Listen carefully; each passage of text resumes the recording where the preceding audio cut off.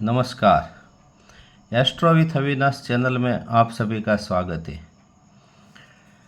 समस्या पे संवाद का ये 14 एपिसोड है।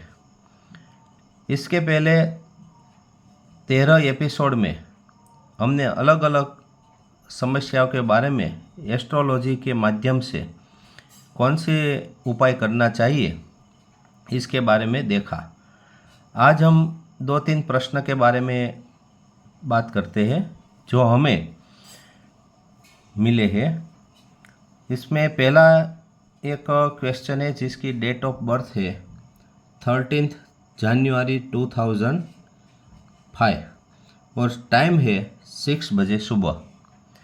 इस कुंडली का जनरल फलादेश के बारे में पूछा गया है कि आप बताइए कि इस कुंडली में कौन से ग्रह कैसे हैं। तो इसका संक्षिप्त में हम जनरल फलादेश की बात करें तो ये कुंडली मंगल और शनि वाली बनती है। इस कुंडली में मंगल और शनि बनते हैं। और दूसरी बात ये है कि उसका जो मंगल है वह स्वगृही वृश्चिक राशि में है और चंद्र पर मंगल की दृष्टि होती है, लेकिन फिर भी केमद्रुम योग की असर इसमें बनी रहती है। इस कुंडली में गुरु का स्थान बहुत अच्छा है और गुरु चतुर्थेश बनकर 10वें स्थान में है, जो अपने घर को देख रहा है, सुख स्थान को देख रहा है।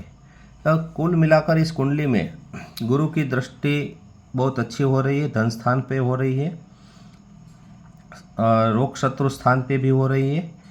इसलिए इसको इस जातक का मकान बंगला बहुत अच्छा बनेगा। लेकिन इसको शनि की दृष्टि जो भाग्य स्थान पर बन रही है और सुख स्थान पर वो शनि की 10वीं दृष्टि बन रही है, इसलिए शनि का निवारण करना चाहिए और हो सके तो केमद्रुम योग का निवारण भी कर लेना चाहिए।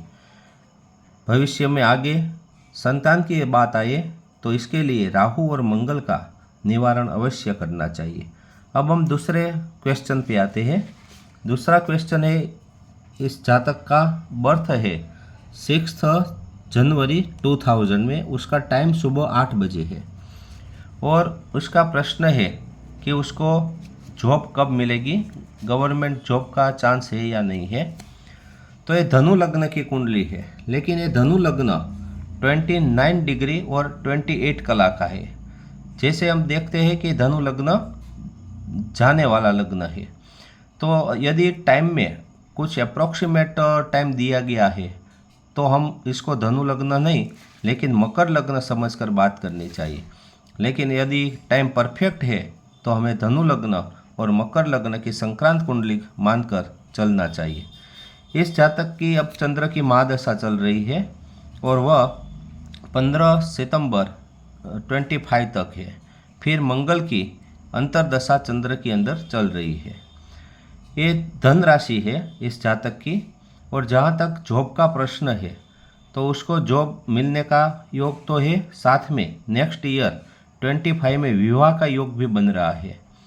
ये जातक की कुंडली बहुत अच्छी है, खूब जीवन में प्रगति तरक्की करेगा, उज्जवल कारकिर्दी बनेगी और उसका जो जॉब का पीरियड है वो जॉब का पीरियड नवंबर दिसंबर के बाद स्टार्ट हो रहा है। लेकिन इससे पहले उसको शुक्र ग्रह और बुध ग्रह का जप करना चाहिए। और दूसरी बात यह है कि अपने कुल देवी की माला हर रोज़ करनी चाहिए। हर शुक्रवार बच्चे को खट्टे मीठे फल का दान करना चाहिए और हो सके तो हर बुधवार या पूनम के दिन विष्णु सहस्त्र नाम का पाठ करना चाहिए। इससे उसको बहुत अच्छी जॉब मिल सकती है। एक क्वेश्चन ये भी पूछा गया है, इस कुंडली में नहीं लेकिन मेरे व्हाट्सएप पे एक मैसेज ये भी आया था कि मालवीय योग कब बनता है। तो जब ये केंद्र का स्थान होता है, ये केंद्र के स्थान में जब शुक्र ग्रह स्वग्रही या उच्च का बनता है तब उसे मालवीय योग कहते हैं। जिसने उस क्वेश्चन को पूछा है उसकी कुंडली में क्या होता है कि ऐसे बनता है कि मालवीय योग तो बन रहा है, लेकिन ये मालवीय योग यहाँ मीन का उच्च का शुक्र है, देह भुवन में लग्न स्थान में शुक्र उच्च का बन रहा है, लेकिन 11वें स्थान में शनि विराजमान है और शनि की तीसरी दृष्टि शुक्र पर बन रही है। इससे क्या होता है कि जो पंच महापुरुष योग में मालवीय योग है, मालवीय योग का शुभ फल जितना मिल सकता वह नहीं मिलता, लेकिन मालवीय योग चौक्कस बनता है। हमारे ज्योतिष शास्त्र में पंच महापुरुष योग बनते हैं, शनि से शश योग बनता है, गुरु से भद्र योग बनता है, ऐसे मंगल से रुचक योग बनता है। तो इसमें शुक्र से मालवीय योग तो बनता है, लेकिन शनि की दृष्टि के कारण मालवीय योग का जो फल मिलना चाहिए वह नहीं मिलता। और ये कुंडली हमें एकंदर सभी ग्रह को देखना चाहिए, फिर मालवीय योग का फलादेश का निर्णय करना चाहिए।